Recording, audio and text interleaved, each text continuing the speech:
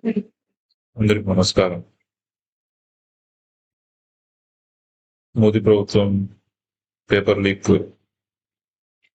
దాదాపుగా 100కు పైగా పేపర్ లీక్లు గత 10-12 ఏళ్లలో మోదీ ప్రభుత్వం హయాంలో జరిగాయి.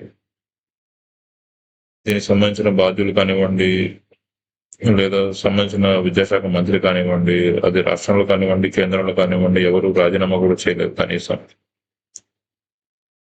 100కు పైగా పేపర్లు లీక్ అవ్వడము, ప్రస్తుతానికి ఈ మధ్య జరిగిన నీట్ పేపర్ లీక్ జరగడము, మళ్ళీ నీట్ పేపర్కు సంబంధించిన మళ్ళీ ఎగ్జామ్ కండక్ట్ చేయడము, ఎగ్జామ్ కండక్ట్ చేసిన తర్వాత ఏదైతే రిజల్ట్స్ వచ్చాయో, రిజల్ట్స్ కి వచ్చిన ర్యాంక్ కి, వారు రాసుకున్న ఓఎంఆర్ షీట్ కి, వారు అసలుగా రాసిన ఓఎంఆర్ షీట్ కి సంబంధం లేకుండా రిజల్ట్స్ అయితే వచ్చాయని చెప్పి మళ్ళీ విద్యార్థులందరూ బాధపడుతున్నారు.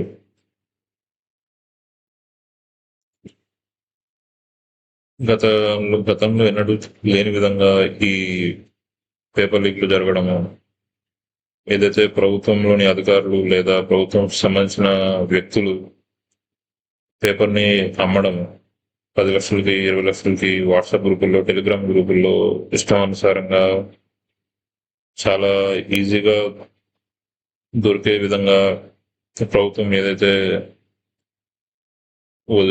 సృష్టించిందో, గతంలో ఎన్నడూ చూడని విధంగా ఇలా జరగడం అనేది అందరూ గుర్తించాలి. ప్రతి యూపీఎస్సీ తప్ప ఆర్ఆర్బి కానివ్వండి, లేదా ప్రభుత్వ ఉద్యోగాలకు సంబంధించిన పరీక్షలు కానివ్వండి, ఇటు టెట్ కానివ్వండి, నీట్, ఇలా రకరకాల పరీక్షల పేపర్లు లీక్ అవ్వడం అనేది దేశంలో ఎన్నడూ చూడలేదు. 100కు పైగా పేపర్లు లీక్ అవ్వడము, అది ఒక రేటుతో 10 లక్షల నుంచి 50 లక్షల వరకు అమ్ముడుపోవడం అనేది చాలా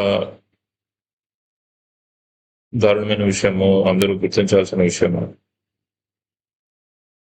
మరోవైపు ఎవరు కూడా బాధ్యత తీసుకోకపోవడము, ఎవరు రాజీనామా చేయకపోవడము, ఇది ఖచ్చితంగా మోదీ ప్రభుత్వ వైఫల్యము.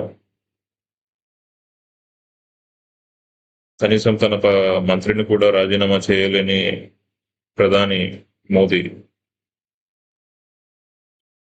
ఒక అధికారిని కూడా సస్పెండ్ చేయలేని ప్రధాని మోదీ, ఏ రాష్ట్రంలో జరిగినా కూడా అక్కడ విద్యాశాఖ మంత్రి కానివ్వండి, అక్కడ సంబంధించిన అధికారులు కానివ్వండి, ఎవరు రాజీనామా చేయకపోవడం అనేది, ఇదంతా మోదీ ప్రభుత్వానికి, మోదీకి తెలిసే జరుగుతోందని, వారి హయాంలోనే వారికి సంబంధించిన వ్యక్తులు పేపర్ కింద ఒక వాల్యూ కట్టి అమ్మకాలు జరపడమే దీనికి గల ముఖ్య కారణంగా మనం భావించవచ్చు.